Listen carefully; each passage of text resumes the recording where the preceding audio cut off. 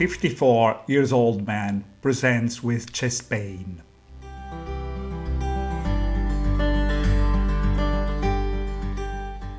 I explore the left paravertebral space by echocardiography by a window which normally does not offer echocardiographic images.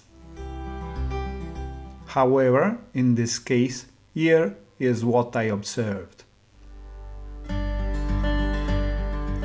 This is the dissected descending portion of thoracic aorta.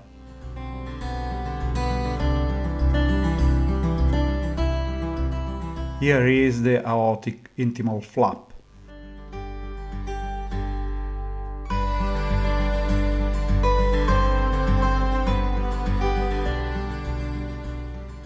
A type B aortic dissection.